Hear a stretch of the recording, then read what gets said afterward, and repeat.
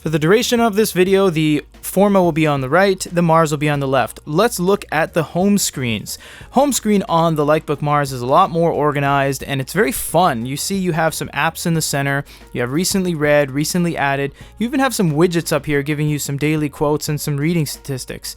You have some tabs that go from home to books to app, and that's all really cool because it basically tells you where everything is, and you have some software stuff on the top. If you tap the corner, you get all of your traditional Android-esque drop downs with your notifications for social media platforms and games and such. The Kobo Forma is very much the same as it has been in the last couple iterations, but that's not a bad thing. This thing is huge with a lot of screen real estate, and it's very clear and crisp. It has a really high resolution, so none of that blurriness occurs when you blow up the screen. You have home, my books collection, etc., etc. We're not going to go through every single one of these because basically this is a comparison of certain features, not the comparison of what each individual menu looks like. You have the glow light up the top, you have your Wi-Fi, you have your battery, and you have some refresh, which basically syncs for updates, and search in the device. This is as close as we could get the two fonts together, and I'll explain why in a second. Page turns. Let's do some swiping. Swiping looks good. Tapping also works good. The Kobo goes a step further, and they actually use the Kobo Aura 1 limited edition 32 gigabytes fast page turn system that they only released in America and Japan, even though it ships from Ontario, Canada. This thing basically whizzes through the book, very clear I might add, whereas on the Likebook Mars, it is very clear, but you can't swipe nearly as quickly as you can on the Kobo. You will have to initiate A2 mode, which basically reduces the quality of the text, but allows you to swipe very quickly. Another drawback is a lot of staining on the screen, but to keep things even, we'll just leave it off. This is the only e-reader on the market that can do this. Contrast, not just word contrast, like making the text really heavy. You can actually keep the text light and isolate the images and make the images heavier light. It's actually separate elements on the screen. Swiping over here, let's do a long press real quick, see what we get. We get copy, underline, annotation, wiki dictionary, and on the Kobo we get highlight, add note, search, in-book, Wikipedia, Google, and share to public social media platforms, which is basically just Facebook.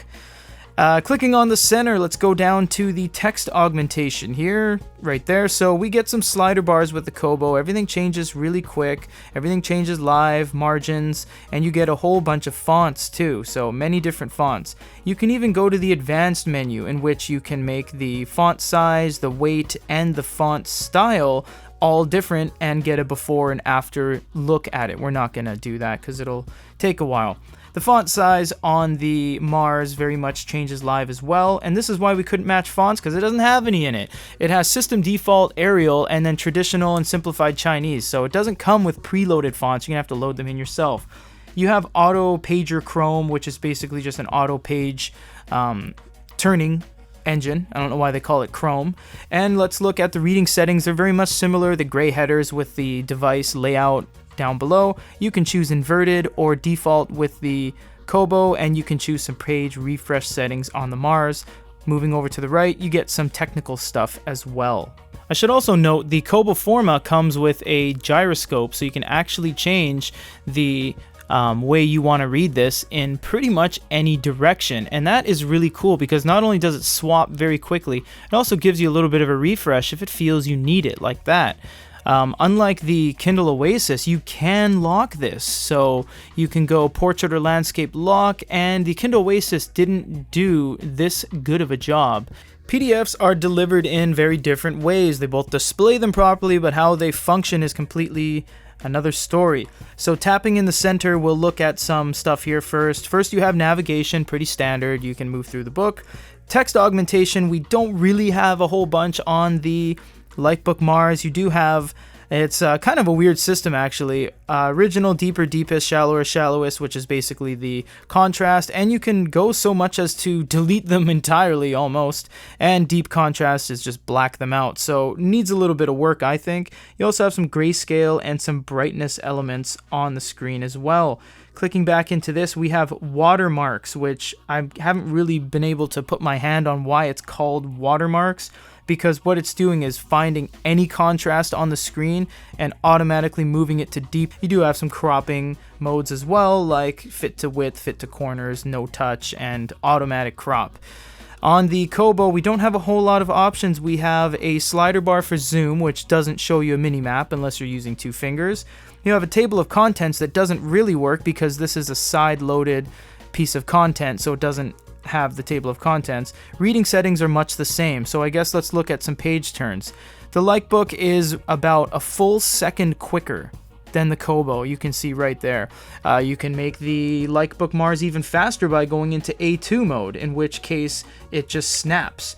You also have faster pinching and zooming when you turn on A2 mode. That's because it reduces the quality of the image, but actually leaves you with a faster engine. But to keep things fair, we're going to keep it off.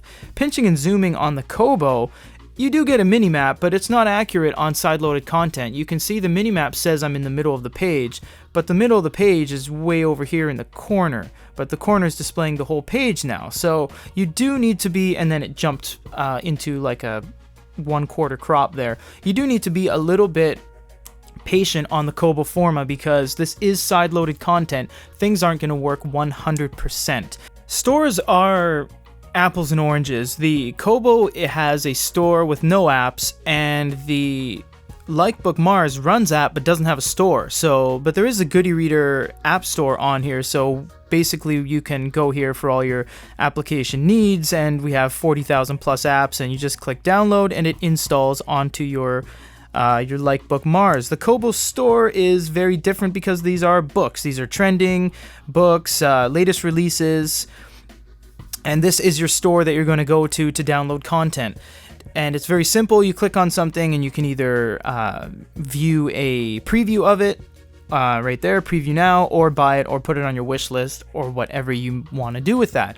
The Likebook Mars has no bookstore preloaded, so you're going to have to either sideload content or download an APK of a bookstore on here in order to get your content. There's a lot of things I like about both of these. This is the same shot. There's no split screen going on here. The Kobo Forma is more blue. It actually is, and this is on its base setting.